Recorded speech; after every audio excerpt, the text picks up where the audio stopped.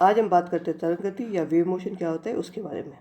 तरंग गति आकाश में ऊर्जा का संचरण या प्रोपगेशन की दो विधियां हैं, कणों के द्वारा अथवा तरंगों के द्वारा। प्रथम विधि में कण अथवा द्रव्य ऊर्जा के साथ स्वयं गति करता है, जैसे बंदूक की गोली। दूसरी विधि में ध्वनि, प्रकाश, विद्युत, चुंबकीय आदि सभी प्रकार की ऊर्जाओं का संचरण तरंगों के द्वारा होता है। अतएव तरंगे ऊर्जा के संचरण की एक महत्वपूर्ण विधि है, इसलिए तरंग गति का विशद अध्ययन आवश्यक है। तरंगों के गुणों का अध्ययन करने से पूर्व तरंगों के आकार या स्वरूप का अध्ययन करते हैं। यदि हम तालाब के स्थिर जल में एक कंकड़ डालें तो उसके गिरने के स्थान से विक्षोभ या डिस्टर्बेंस का हलचल का प्रभाव या इफेक्ट वृत्ताकार रूप में आगे बढ़ता है। इस प्रकार के विक्षोभ प्रभावित जल के पृष्ठ पर कागज का टुकड़ा डाल दें तो कागज का टुकड़ा विक्षोभ के साथ गति न कर अपनी स्थान पर ऊपर नीचे अवर्तिक या अपीरियोडिक गति करता है। अतः स्पष्ट है कि जल के विक्षोभ एक स्थान से दूसरे स्थान की ओर गति करता है, परंतु जल के कण विक्षोभ के साथ गति नहीं करते और अपने स्थान पर आवर्ती गति करते हैं। संक्षेप में, जब किसी स्थान पर किसी समय उत्पन्न विक्षोभ या कोई भौतिकीय घटना दूसरे स्थान पर निश्चित समय के पश्चात प्रेक्षित हो और इस समय अंतराल पर इन स्थितियों के मध्य दूरी के अनुक्रमानुपाती हो तो विक्षोभ संचरण की विधि तरंग गति कहलाती है। माध्यम में संचरण के आधार पर तरंगें दो प्रकार की होती है, यांत्रिक तरंगे या मैकेनिकल वेव्स, और दूसरा होता है विद्युत चुंबकीय तरंगे या इलेक्ट्रोमैग्नेटिक वेव्स। यांत्रिकी तरंगे, यह तरंगे एक प्रकार की आवर्ती विक्षोभ है जिन्हें एक स्थान से दूसरे स्थान की ओर संचरण करने के लिए माध्यम की आवश्यकता होती है। इन तरंगे को प्रत्यास्था तरंगे या इलास्टिक वेव्स भी कहते हैं, क्योंकि यांत्रिक तरंगों का संचरण माध्यम की प्रत्यास्थ या इलास्टिसिटी गुणों के ऊपर निर्भर करता है जिसमें यह तरंगे गुजरती है। इस प्रकार के तरंगे के संचरण के माध्यम के कण परस्पर किसी बल के द्वारा बंधे होने चाहिए। एक कण दूसरे कण को विक्षोभ प्रदान कर सके, उदाहरणतः ध्वनि तरंगे, जल तरंगे, तनी डोरी या छड़ में तरंगे। अनुप्रस्थ तरंगे, यांत्रिक तरंगे दो प्रकार की होती है। सबसे पहले हम बात करते हैं अनुप्रस्थ तरंगों के बारे में। यदि माध्यम के कणों की तरंग की गति की दिशा के लंबवत कंपन करते हैं तो ऐसी तरंग को अनुप्रस्थ तरंग कह लेते हैं। ये तरंगे केवल उन्हीं माध्यमों में संचरित होती है जिन्हें दृढ़ता या रिजिडिटी का गुण विद्यमान हो। स्पष्टतः अनुप्रस्थ तरंगे केवल ठोस एवं द्रव में गति करते हैं। इस प्रकार की तरंगों के उदाहरण है तनी डोरी में तरंगे, जल में पृष्ठ पर उत्पन्न तरंगे आदि। अनुदैर्ध्य तरंगे, लॉन्गिट्यूडिनल वेव्स। इस प्रकार के तरंगों में माध्यम के कण संचरण की दिशा में अनुदिश कंपन करते हैं। अनुदैर्ध्य तरंगों में सब माध्यमों ठोस, द्रव तथा गैसों की गति कर सकते हैं, क्योंकि सब में आकार परिवर्तन का विरोध का गुण विद्यमान होता है। जिन स्थानों पर माध्यम का घनत्व तथा दाब सामान्य से अधिक होता है उसे संपीड़न या कंप्रेशन कहते हैं, और जिन स्थानों में माध्यम का घनत्व तथा दाब सामान्य से कम होता है उन्हें विरलन या रेरिफैक्शन कहते हैं। स्पष्टतः अनुदैर्ध्य तरंगे संपीड़न तथा विरलन के रूप में संचरित होती है। वायु में संचरित ध्वनि तरंगे, छड़ों के रगड़ के कारण उत्पन्न तरंगे आदि अनुदैर्ध्य तरंगों के उदाहरण हैं। विद्युत चुंबकीय तरंगे, कुछ ऐसी भी तरंगे हैं जिसमें संचरण के लिए माध्यम की आवश्यकता नहीं होती है, अर्थात निर्वात में भी संचरण करते हैं। ऐसी तरंगे विद्युत चुंबकीय तरंगे कहलाती है।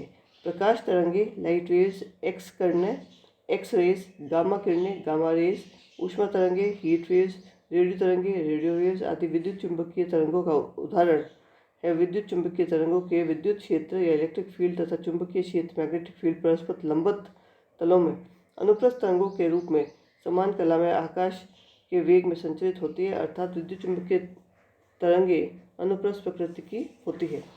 अब हम बात करते हैं तरंग समीकरण के बारे में। सर्वप्रथम हम बात करते हैं एक विमीय तरंग समीकरण या वन डायमेंशनल वेव इक्वेशन। माना एक तरंग स्रोत मूल बिंदु x=0 पर स्थित है। किसी क्षण t=0 पर मूल बिंदु पर विक्षोभ से उत्पन्न कण का विस्थापन को इस प्रकार से व्यंजक में व्यक्त कर सकते हैं, जैसे कि y=ft या ft समय का फलन है। मूल बिंदु O पर कण का विस्थापन y=f0 या t=0। यह विस्थापन तरंग रूप में मूल बिंदु O के गतिकर x दूरी पर स्थित किसी अन्य बिंदु P पर वेग से पहुंचाता है तो तरंग के P तक पहुंचने में लगा जो समय है t is equal to x by v या t minus x by we is equal to 0। जैसे कि इस चित्र में दर्शाया है, किसी समय t पर बिंदु P पर तरंग के कारण विक्षोभ उतना ही होता है जितना कि बिंदु O पर x बाई वी समय पहले होता है, अर्थात t समय में बिंदु P पर विस्थापन y is equal to f function of t minus x by v. इस प्रकार x दिशा में संचरण कर रही तरंगे भी माइनस x दिशा में तरंगे भी जो समीकरण होगा वो y is equal to function of g t plus x by v. यह फलन g समय t के अन्य फलन है। अतः x दिशा में संचरण करने वाली तरंग का व्यापक या जनरल समीकरण वो इस प्रकार से होगा, y is equal to f t minus x by v plus g t plus x by v, मतलब कि दोनों दिशाओं में प्लस और माइनस दोनों दिशाओं में। यह विस्थापन y दूरी x तथा समय t का फलन होता है। f और g तरंग दो अज्ञात फलन है। माना कि t minus x by we is equal to U तथा del T by del U is equal to 1, del X by del U is equal to minus V. इस प्रकार हमने माना कि t plus x by we is equal to W, del T by del W is equal to 1 तथा del X by del W is equal to V. अतः y is equal to F you plus ji W. t के सापेक्ष आंशिक अवकलन करने पर del y by del t is equal to del F you by del you to del you by del T plus del ji W by del W by del T, जैसे कि हमने इस समीकरण में दर्शाया है। समीकरण को अगर हम रखते हैं इस ऊपर वाले समीकरण में, तो del y by del t का जो मान है वो इस प्रकार से हो जाएगा, del F you by del you plus del ji W by del W.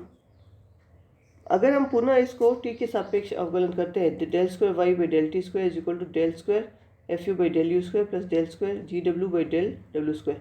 अब एक्स के सापेक्ष अगर हम समीकरण को दो बार आंशिक अवकलन करते हैं तो del square y by del x square is equal to 1 by we square in brackets del square F you by del you square plus del square ji W by del W square.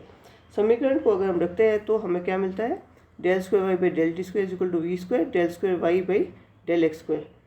यह समीकरण एक विमीय तरंग संचरण का अवकल समीकरण या differential equation है जिसमें del square y by del x square का गुणांक कोएफिशिएंट तरंग के वेग के वर्ग को व्यक्त करता है। अतः तरंग के संचरण में वेग का मान ज्ञात करने के लिए समीकरण को हल नहीं करना पड़ता है। यही इस समय समीकरण का महत्व है, क्योंकि अल्प विस्थापन के लिए del square y by del x square तरंग के विस्थापन का वक्र की वक्रता त्रिज्या को व्यक्त करता है। इस प्रकार तरंग का अवकलन समीकरण को इस प्रकार तरीके से हम व्यक्त कर सकते हैं, किसी बिंदु पर कण का त्वरण वेग स्क्वायर इस बिंदु पर विस्थापन वक्र की वक्रता त्रिज्या को द्वारा लिखा जा सकता है। हम यह भी सिद्ध कर सकते हैं कि इसमें सर्वाधिक सरल हल समय तथा दूरी ज्या या कोज्या रूप में ज्याकीय परिवर्तन के रूप में इस प्रकार से लिखा जा सकता है, y is equal to A sine omega T minus K X, Y is equal to A cos omega T minus K X. या ए ओमेगा तथा के क्रमशः तरंग का आयाम, एम्पलीट्यूड, कोणीय आवृत्ति, एंगुलर फ्रीक्वेंसी तथा संचरण नियतांक या प्रोपोगेशन कांस्टेंट होता है। यह दिखाने के लिए कि समीकरण वास्तव में समीकरण का हल है, हम समीकरण के दूरी x तथा समय t के सापेक्ष दो प्रकार अवकल करते हैं, del y by del t is equal to a omega cos omega t d x, या del square y by del t square is equal to minus a omega square sine omega t k x is equal to omega square y with a minus sign. So del y by del x is equal to minus k a cos omega t minus k x, और del square y by del x square ये हो जाएगा minus k square a sin omega t minus k x is equal to minus k square y। तो y का जो मान है ये हो जाएगा minus 1 by omega square del square y by del t square is equal to minus 1 by k square del square y by del x square, del square y by del t square is equal to omega square k square del square y by del x square, या omega k by k is equal to 2 pi n divide by 2 pi by lambda is equal to n lambda is equal to v होता है। तो del square y by del t square ये हो जाएगा v square del square y by del x square. यह समीकरण सर्वस्व है, अतः समीकरण का वास्तव में समीकरण का हल होता है। ये हमने जो बात करी है वो एक विमीय तरंग समीकरण की उसके बारे में बात करी है। धन्यवाद।